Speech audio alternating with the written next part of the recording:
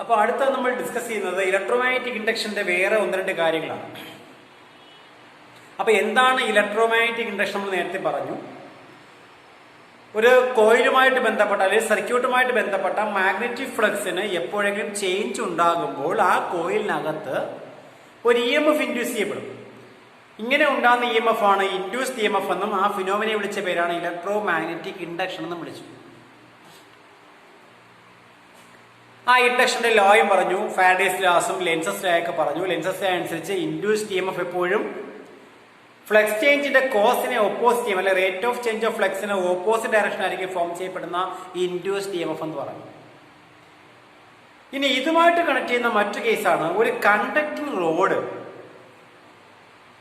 ഒരു മാഗ്നറ്റിക് ഫീൽഡിൽ മൂവ് ചെയ്യുമ്പോൾ അതിന്റെ എൻഡ്സിനിടയ്ക്ക് ഉണ്ടാകുന്ന ഇൻഡ്യൂസ്ഡ് EMFന്റെ ഈക്വേഷൻ അതിനെ വിളിക്കുന്ന പേര് മോഷണൽ EMF എന്നാണ് വിളിക്കുന്നത്. മൂവ് ചെയ്യുന്നതിന്റെ എഫക്റ്റ് ഉണ്ടാകുന്ന EMFനെ വിളിക്കുന്ന പേരാണ് മോഷണൽ EMF.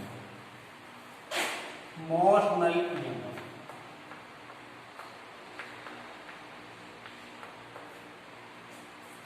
ഒരു കണ്ടക്ടിങ് റോഡ് മൂവ് ചെയ്യുമ്പോൾ, ഒരു കണ്ടക്ടിങ് റോഡ് മാഗ്നറ്റിക് ഫീൽഡിൽ മൂവ് ചെയ്യുമ്പോൾ ഡെവലപ്പ് ചെയ്യപ്പെടുന്ന ഇൻഡ്യൂസ്ഡ് EMF ഇൻഡിക്കേഷൻ. ഞാൻ ഒരു കണ്ടക്ടിങ് റോഡ് സങ്കല്പിക്കുകയാണ്. കണ്ടക്ടിങ് റോഡ് ഞാൻ സങ്കല്പിച്ചു. ആ റോഡിന്റെ ലെങ്ത് N, PQ എന്ന കണ്ടക്ടിങ് റോഡ് ലെങ്ത് N. ഈ conducting rod positive X axis move ചെയ്യുന്നു വിത്ത് വെലോസിറ്റി v. അപ്പൊ the rod moves towards the positive X axis with velocity v. ഈ ഡയറക്ഷനിൽ മൂവ് ചെയ്യും.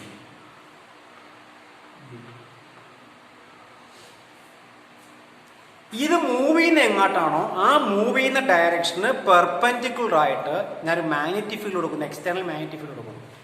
അപ്പൊ ഇത് കണ്ടക്ടർ മൂവ് ചെയ്യുന്ന എങ്ങോട്ടാണെങ്കിൽ അതിന് പെർപെൻഡിക്കുലർ ആയിട്ട്, അതെങ്ങനെ ഈ ഡയറക്ഷനിൽ ഞാൻ മാഗ്നറ്റിക് ഫീൽഡ് കൊടുക്കുന്നു. ഇത് മാഗ്നറ്റിക് ഫീൽഡ്. അപ്പൊ ബി എന്ന മാഗ്നറ്റിക് ഫീൽഡാണ് ഞാൻ അപ്ലൈ ചെയ്തേക്കുന്നത്. അപ്പൊ L ലെങ്തുള്ള കണ്ടക്ടർ V വെലോസിറ്റിയില് പോസിറ്റീവ് എക്സിൽ മൂവ് ചെയ്യുന്നു. ആ മൂവ് ചെയ്യുന്നതിന് പെർപെൻഡിക്കുലർ ആയിട്ട് ഒരു മാഗ്നറ്റിക് ഫീൽഡ് നിങ്ങൾ കൊടുത്തിട്ടുണ്ട്.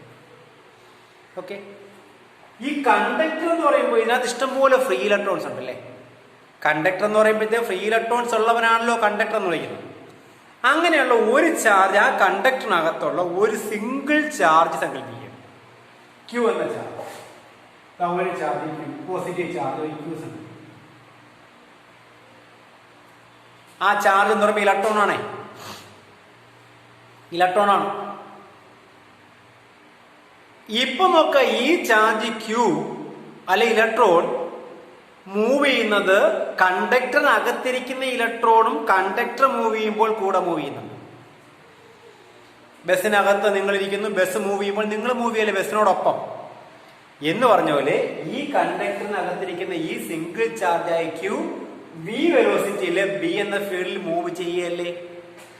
അപ്പൊ സ്വാഭാവികമായിട്ടൊരു മാഗ്നറ്റിക് ഫോഴ്സ് ഉണ്ടാകത്തില്ലേ, ലോറൻസ് മാഗ്നറ്റിക് ഫോഴ്സ്. അപ്പൊ കണ്ടക്ടർ V വെലോസിറ്റിയില് ഫീൽഡിന് പെർപെൻഡിക്കുലർ ആയിട്ട് മൂവ് ചെയ്യുമ്പോൾ കണ്ടക്ടറിനകത്തിരിക്കുന്ന ഓരോ ഇലക്ട്രോൺസും മൂവ് ചെയ്യുന്നുണ്ട്. എങ്ങോട്ട്? കണ്ടക്ടർ മൂവ് ചെയ്യുന്ന അതേ ഡയറക്ഷൻ. അപ്പോ Q ചാർജ് V വെലോസിറ്റിയില് B എന്ന ഫീൽഡ് മൂവ് ചെയ്യുമ്പോൾ ഒരു മാഗ്നറ്റിക് ഫോഴ്സ് ഡെവലപ്പ് ചെയ്യും. ആ F = എത്ര? F = QVB sin θ അല്ലേ. QV sin θ. ഇവിടെ തീറ്റ എത്ര? തീറ്റ എന്ന് പറഞ്ഞ angle between velocity and field ആണ്. വെലോസിറ്റി ഇങ്ങോട്ട്, ഫീൽഡ് അങ്ങോട്ട്. സോ മേക്കിംഗ് ആംഗിൾ എത്ര? വെലോസിറ്റിയും ഫീൽഡുമായിട്ട് മേക്കിംഗ് ആംഗിൾ 90 ഡിഗ്രി. അപ്പൊ സൈൻ 91. അപ്പൊ ഫോഴ്സ് എത്ര? F = QVB എന്ന് കിട്ടിയ. അപ്പൊ ഫോം ചെയ്യുന്ന മാഗ്നറ്റിക് ഫോഴ്സ് F = QVB എന്ന് കിട്ടി. ഇനി ഇങ്ങനെ ഉണ്ടാകുന്ന ഈ ഫോഴ്സിന്റെ ഡയറക്ഷൻ എങ്ങോട്ടാണ്?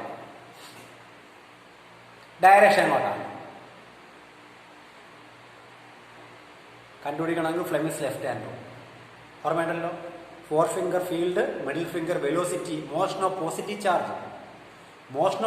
ചാർജ്. ഇതാണ് thumb gives direction of force. കണ്ടുപിടിക്കുക.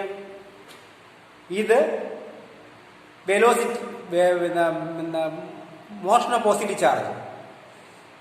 ഇലക്ട്രോൺ അങ്ങോട്ടാ മൂവ് ചെയ്യുന്ന QVBയില് ഇത് എന്താണ് ഫീൽഡ്, ഇത് വെലോസിറ്റി ഓഫ് ദ ചാർജ്, ഇത് ഫോഴ്സ്. അപ്പൊ ഈ ഫോഴ്സ് എങ്ങോട്ട് വിടും നോക്കാം, ഇത് കൊടുക്കുന്ന ഫീൽഡ് ഇങ്ങോട്ടില്ല. ഓക്കെ, ഫീൽഡ് അങ്ങോട്ട്. Motion of positive charge, electron അങ്ങോട്ട് മൂവ് ചെയ്യുന്നത്. അപ്പൊ പോസിറ്റീവ് ചാർജ് അങ്ങോട്ട് മൂവ് ചെയ്യും. ഇലക്ട്രോൺ അങ്ങോട്ട് പോയാൽ പോസിറ്റീവ് തിരിച്ചാ മൂവ് ചെയ്യുന്നു. ഇലക്ട്രോൺ ഫ്ലോയ്ക്ക് ഓപ്പോസിറ്റാണ് പോസിറ്റീവ് ചാർജിന്റെ ഫ്ലോ എന്ന് പറയുന്നത്. അപ്പൊ ഇത് ഇങ്ങനെ കറങ്ങുക. കൈ വെച്ചു നോക്കുക. ഇലക്ട്രോൺ ഇങ്ങോട്ട് മൂവ് ചെയ്യുന്നു എന്നുവെച്ചാൽ പോസിറ്റീവ് ചാർജ് തിരിച്ച് മൂവ് ചെയ്യുന്നു. അപ്പൊ വെലോസിറ്റി ഡയറക്ഷൻ ഇങ്ങോട്ട്, ഫീൽഡ് അങ്ങോട്ട്. അപ്പോ ഇങ്ങനെ വരും. സോറി, ഫീൽഡ് ഇങ്ങനെ കറങ്ങി ഇങ്ങനെ വരും. അപ്പൊ തമ്പ് എങ്ങോട്ട് നോക്കിയ തമ്പ് താഴേക്കാം എന്ന് വെച്ചാൽ ടുവേഴ്സ് PQ. അപ്പൊ ഈ ഡയറക്ഷനിലാണ് എന്ത് ചെയ്യുന്നത്, ഈ ഡയറക്ഷനിലാണ് ഫോഴ്സ് ആക്ട്. അപ്പൊ കണ്ടക്ടറിനകത്ത് ഓരോ ചാർജിലും എന്ത് ചെയ്യും, ഫോഴ്സ് ആക്ട് ചെയ്യും. ഒരു ചാർജ് അല്ല കണ്ടക്ടറിനകത്തുള്ളത്. കണ്ടക്ടറിനകത്ത് ഇഷ്ടംപോലെ ഫ്രീ ഇലക്ട്രോൺസ് ഇല്ലേ? ബസ്സിനകത്ത് 50 യാത്രക്കാരുണ്ടെങ്കിൽ 50 യാത്രക്കാർ ഇലക്ട്രോണായിട്ട് പരിഗണിക്കുക. ആ ബസ് മൂവ് ചെയ്യുമ്പോൾ 50 പേരും ബസ്സിനോടൊപ്പം മൂവ് ചെയ്യല്ലേ? അപ്പൊ അതിൽ ഒന്നാം നമ്മൾ സങ്കല്പിച്ചേക്കുന്ന, ഒരു ചാർജ് സങ്കല്പിച്ചേക്കുന്ന QB. അപ്പൊ എല്ലാ ചാർജിലും ഫോഴ്സ് ആക്ട് ചെയ്തില്ലേ? എല്ലാ ചാർജിനും ഫോഴ്സ് അങ്ങോട്ടോ താഴേക്കല്ലേ? അങ്ങനെ ഫോഴ്സ് കൊടുത്താൽ സംഭവിക്കുന്ന ആലോചിച്ചു. ഈ കണ്ടക്ടർ ഇങ്ങോട്ട് മൂവ് ചെയ്യുമ്പോൾ ഇതിനകത്തിരിക്കുന്ന ഇലക്ട്രോൺസിനെ എല്ലാം ഫോഴ്സ് വരുന്ന താഴേക്ക്. അങ്ങനെ താഴേക്ക് ഫോഴ്സ് കൊടുത്താൽ ഈ കണ്ടക്ടറില് P എന്ന് പറയുന്ന പോയിന്റ് ഇരിക്കുന്ന ഇലക്ട്രോൺസ് എല്ലാം എവിടെ എത്തും? ക്യൂലെത്തതില്ലേ? താഴോട്ട് ഫോഴ്സ് താഴേക്കല്ലേ? അപ്പൊ ആ ഡയറക്ഷനിലേക്ക് അക്യൂമുലേറ്റ് ചെയ്യും. അപ്പൊ Q എന്ന് പറയുന്ന എൻഡ് എന്തായിട്ട് മാറി? ഇലക്ട്രോൺസ് എല്ലാം അക്യൂമുലേറ്റ് ചെയ്ത് ഇത് നെഗറ്റീവ് പാർട്ടായിട്ട്, നെഗറ്റീവ് എൻഡായിട്ട് മാറി. ഇലക്ട്രോൺസ് എല്ലാം വന്ന് അക്യൂമുലേറ്റ് ചെയ്യുന്നു, അത് നെഗറ്റീവായിട്ട് മാറി. നമുക്കറിയാം ഇലക്ട്രോൺ ഒരു പോയിന്റിൽ നിന്ന് പോയി കഴിഞ്ഞാൽ പോകുന്നിടം പോസിറ്റീവ്, ചെല്ലുന്നിടം നെഗറ്റീവ്. ഇവിടുന്ന് ഒരു ഇലക്ട്രോൺ താഴേക്ക് പോയാൽ ഇവിടെ എന്താവും? അയോണിക് കൺസെപ്റ്റ് അനുസരിച്ച്, അയോൺ കൺസെപ്റ്റ് അനുസരിച്ച് ഇവിടെ പോസിറ്റീവ് ആകത്തില്ലേ? അപ്പൊ ഇവിടുന്ന് ഇലക്ട്രോൺ താഴോട്ട് പോയാൽ Q എന്ന എൻഡ് നെഗറ്റീവ് ആകുകയാണെങ്കിൽ P എന്ന എൻഡോ അത് പോസിറ്റീവായിട്ട് മാറിയില്ലേ? 10 ഇലക്ട്രോൺ താഴെ എത്തിയെങ്കിൽ 10 നെഗറ്റീവ് ക്യൂലെത്തുമ്പോൾ 10 പോസിറ്റീവിടെ പിയിലായില്ലേ? 10 പോസിറ്റീവ് പിയിലായി. അപ്പൊ equal amount of positive and negative separate by distance, they form dipole. അങ്ങനെ ഡൈപോൾ ആയാൽ ഒരു ഡൈപോൾ ഫീൽഡ് ക്രിയേറ്റ് ചെയ്യത്തില്ലേ? ഇലക്ട്രിക് ഫീൽഡ് ക്രിയേറ്റ് ചെയ്യത്തില്ലേ? ഈ രണ്ട് ചാർജുകൾ സെപ്പറേഷനിൽ വന്നപ്പോൾ ഒരു ഡൈപോൾ ആയി. ഡൈപോൾ ആയെങ്കിൽ അവിടെ ഒരു ഇലക്ട്രിക് ഫീൽഡ് എക്സ്റ്റേണൽ ആയിട്ട് ഈ ചാർജ് മൂവ് ചെയ്തതിന്റെ ഫലമായിട്ട് ഒരു ഇലക്ട്രിക് ഫീൽഡ് ക്രിയേറ്റ് ചെയ്തു. അപ്പൊ ഇലക്ട്രിക് ഫീൽഡ് ക്രിയേറ്റ് ചെയ്താൽ കറസ്പോണ്ടിങ് ആയിട്ട് ഇലക്ട്രിക് ഫോഴ്സ് ഉണ്ടാവത്തില്ലേ? ആ ഇലക്ട്രിക് ഫോഴ്സ് എത്ര?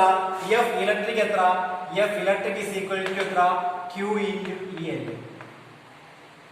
Q into EL electric field. Electric field is equal F by Q. അപ്പൊ F ഇസ് ഇൻറ്റു Q.